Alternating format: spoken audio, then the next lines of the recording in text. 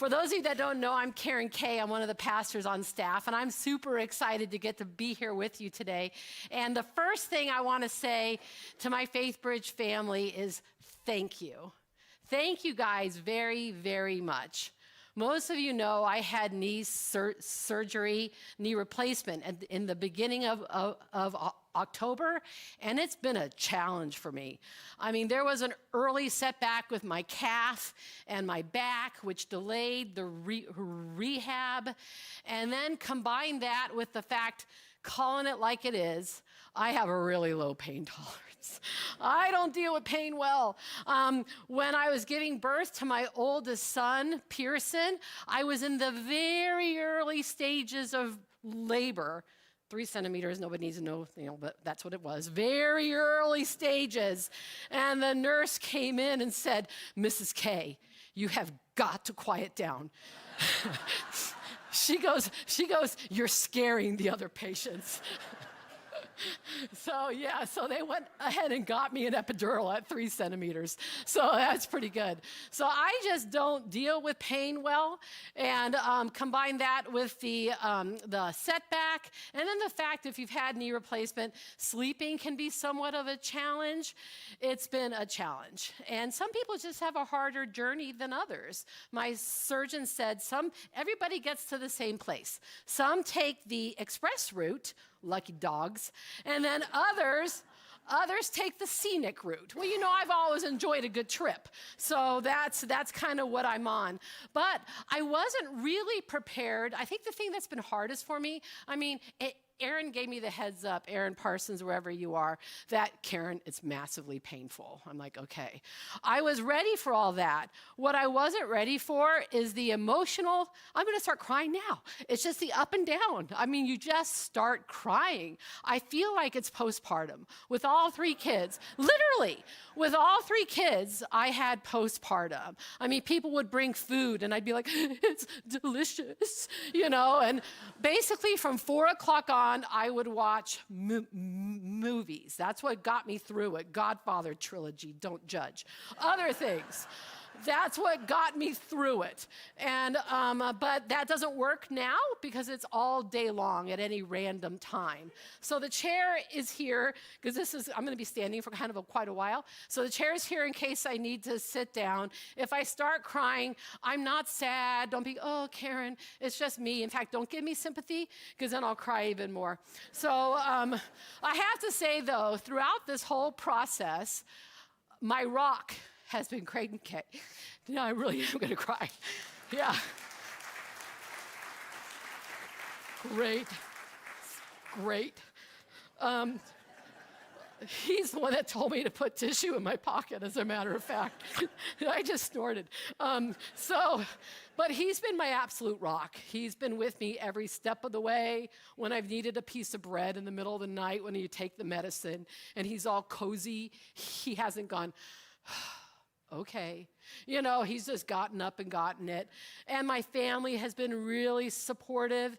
And you guys, my Faithbridge family, I can't imagine. You guys have been so encouraging. The meals, the prayers, the cards, just the good thoughts, the laughter. I've said it before, and I'm going to say it again probably 1,000 times before I die. I don't know how people get through life without a church family. I don't know how they get through life without a relationship with Jesus Christ, in all seriousness. And if you're here and you don't have a relationship with Jesus Christ, why the heck not? It's a win. I shouldn't have said the heck. That was not in the message. But it's a win-win. Jesus offers us an incredible life. It's not the easiest life. It's not a simple life. He doesn't say you're going to have a bed of roses, but we're never alone. We are never alone. We have the Holy Spirit. We have our church family. And then on top of that, he gives us the hope of the resurrection and an eternity living with him and all those who call him Lord. It's absolutely a win-win, no-brainer. I don't understand it. How many of you, and this is going to sound like a random switch, but it's really not, stick with me. How many of you have ever watched the movie The Greatest Showman? Probably most of us have seen The Greatest Showman. If you haven't seen The Greatest Showman, you really should watch it. It's an awesome movie. It's got an incredible soundtrack. Well, there's this one scene, this one song called The Other Side. And it's the scene where the Hugh Jackman character, he plays Phineas Barnum, and he is trying to convince the Philip Carlyle character, the Philip Carlyle character played by Zac Efron, to join him in the circus. And the whole song is trying to convince Zac Efron to join him in the circus. Well, we can put a little bit of a different spin on it. If we listen with an ear of the Hugh Jackman character being Jesus, offering us a different way of life. We are the Zac Efron character, humanity, offering us the way of life. It's like it completely transforms the meaning of the song. Now, with the help of Don Damashki, we took a 3-minute clip of the song and we put the words on the screen because they go by really, really fast. And there's a couple of off-color words, so chill when you hear the cuss word in the sanctuary.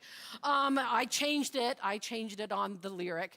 And the theology is not exactly spot on, but you'll get the drift. You'll get the drift of the message there. So I want you to listen. Imagine Jesus offering a new way of life to you. Okay, Ryan.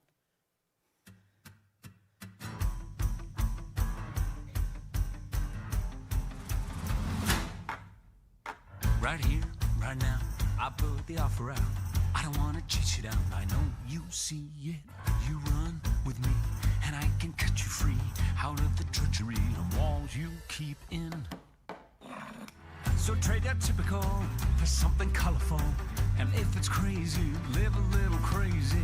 You can play it sensible, a king of conventional, or you can risk it all and see. Don't you wanna get away from the same old pot you gotta play? 'Cause I got what you need, so come with me and take the ride. It'll take you to the other side. 'Cause you can do like you do, or you can do like me. Stay in the cage, or you finally take the key. Oh, damn, suddenly you're free to fly. It'll take you to the other side. Okay, my friend, you wanna cut me in. Well, I hate to tell you, but it just won't happen. So thanks, but no, I think I'm good to go. 'Cause I quite enjoy the life you say I'm trapped in. Now I admire you, and that'll show you do. You're onto something, really it's something. But I live among the swells, and we don't pick up peanut shells. I'll have to leave that up to you. Don't you know that I'm okay with this uptown part I get to play? 'Cause I got what I need, and I don't wanna take the ride. And I need to see the other side, so go and do like you do. I'm good to do like me. Ain't in a cage, so I don't need to take the key. Oh, damn, can't you see I'm doing fine? I don't need to see the other Now, is this side. really how you like to spend your days? Whiskey, misery, and parties and play. If I were mixed up with you, I'd be the talk of the town. Disgraced and disowned, another one of the clowns. But you would finally live a little, finally laugh a little. Just let me give you the freedom to dream, and it'll wake you up and cure your aching. Take your walls and start them breaking. Now that's a deal that seems worth taking. But I guess I'll leave that up to you. Isn't that great? But I guess I'll leave that up to you. Jesus gives us a choice. Stay in our ordinary lives or follow him and choose to embrace an extraordinary life. Today is the 4th Sunday of Advent, as we all know. And Advent is the time in the church life where we prepare ourselves for the coming of Jesus, but not just the first coming so many years ago, but we also have to Advent is about reminding ourselves of the second coming of Jesus Christ. He's going to come again. You see, right now, we live in between. We live in between. We live in between Jesus coming as a baby in the manger and then him returning as the conquering king. At Jesus' first coming, he came in meekness and you guys are dying to know, aren't you? By the way, for those of you that don't know, I have a speech impediment. I stutter, so that's another thing you just have to deal with, all right? But he came in meekness and obscurity. At the second coming, he's going to come in power and in glory. At the first coming, very few knees bowed before him. At the second coming, every knee will bow, whether in faith or in fear. And this is the Advent I want us to focus on this morning. In Matthew 24, Jesus is talking with his disciples, and they want to know, what are the signs of the end times? How do we know when you're going to be coming back? And Jesus tells them, I don't even know when I'm coming back. And then he reminds them of the story of Noah. Let's read the scripture here. But about that day or hour, thank you, no one knows, not even the angels in heaven, nor the Son, but only the Father. As it was in the days of Noah, so it will be at the coming of the Son of Man. For in the days before the flood, people were eating and drinking, marrying and giving in marriage, up to the day Noah entered the ark. And they knew nothing about what would happen until the flood came and took them all away. That's how it's going to be at the coming of the Son of Man. Only Noah and his family were wise enough to listen to God's warning and seek salvation. And Jesus is saying, it's going to be the exact same way with my second coming. Life is going to be going on as normal. People are going to be getting married, going to work, watching TV, playing, going to school. Life is going to be normal, and then I'm going to return. And for those that are ready, salvation awaits. And for those that maybe didn't believe or thought they had more time or whatever, they're going to be greatly disappointed. Jesus goes on to illustrate this in Matthew 25 with 3 parables. We're going to look real quickly at 2 of them.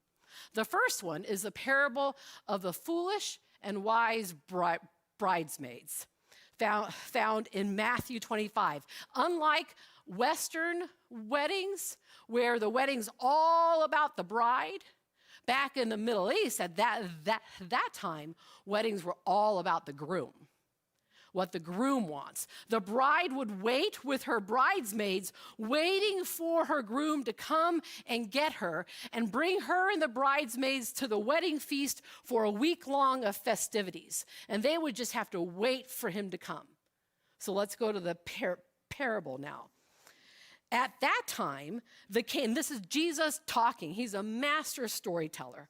At that time, the kingdom of heaven will be like 10 bridesmaids who took their lamps and went to wait for the groom. 5 of them were foolish and 5 were wise. The 5 foolish bridesmaids took their lamps, but they did not take more oil for the lamps to burn.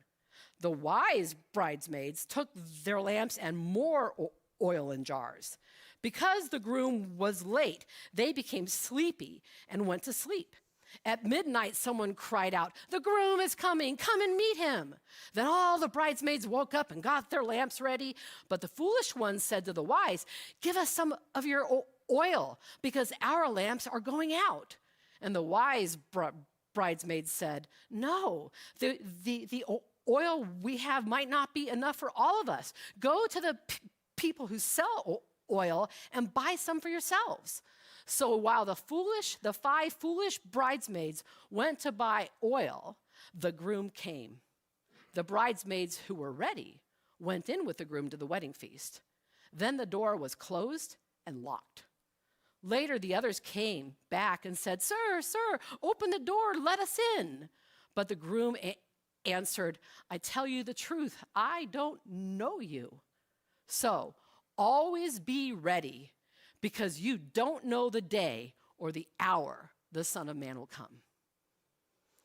This parable teaches us Christ is returning. So church, stay ready.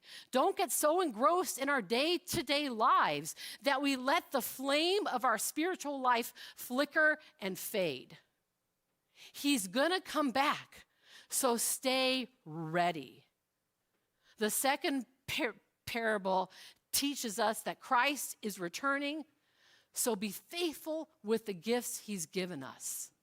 That parable is the parable of the talents. There's this businessman who's super rich, and he's going off on a trip. And so he calls 3 of his servants to him, and he gives them some gifts. He gives them some of his property. To one, he gives 5 talents. A talent is a huge sum of money. To the other one, he gives 2. And to the third, he gives 1. And then the businessman takes off on the trip. They don't know when he's coming back. The guy with the 5 takes that gift and puts it to work, and he gets 5 more. The guy who was given 2 gets 2 more. Well, the third one decides, oh, what if I lose it? I'm not going to use it. So he just buries his talent in the ground, and he doesn't do anything with it. And the owner comes back, and to the 2 that took the gifts he gave them and put them to work, he says, well done, good and faithful servant. And the one who had been given a gift from God but didn't do anything with it, he was banished from his sight. Church, we need to remain faithful in the gifts that God has given us. We are not called to be fearful, but to be faithful. John Wesley, who was the founder of Methodism, was once asked, if you knew for a fact Jesus Christ was coming back tomorrow, what would you do? And this is what John said. John, we're first name basis. I would get a good night's sleep and wake up in the morning and go on with my work, for I would want him to find me doing what he had appointed me to do. So church, we need to be ready, and we need to be faithful in using the gifts he's given to us.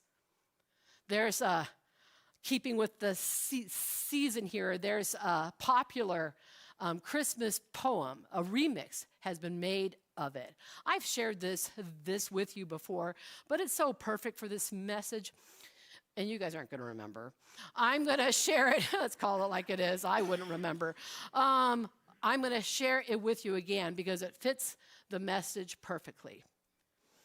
'Twas the night of his returning, and all through the house, not a person was praying, not myself nor my spouse. Our Bibles were stuck on the shelf without care, reminders ignored, we chose not to prepare. The children were dressed to crawl into bed, not once ever kneeling or bowing a head. And Mom, in her rocker with baby on her lap, was watching the Late Show while I took a nap.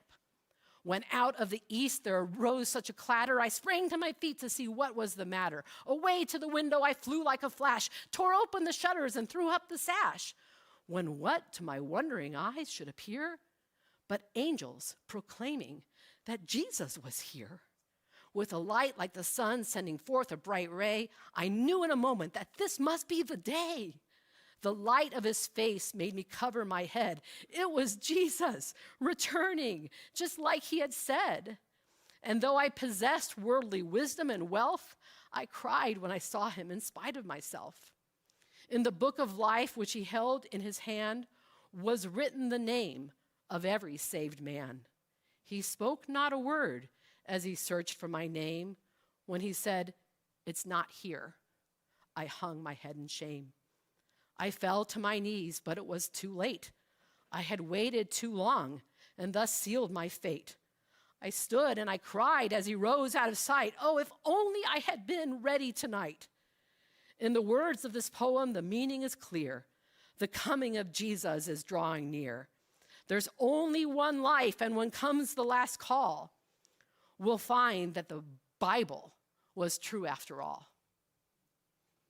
Did you know that in Jesus' first coming, he fulfilled over 300 Old Testament prophecies. And in this in-between time, this time between him coming as a babe in the manger and returning as the conquering king, he gives us a choice. Choose to leave your ordinary lives and embrace the life that I have for you. And if you do, remain ready and be faithful with the gifts I've given you. Because Jesus is going to return, and then your time of choice will be over. For now, he leaves it up to you.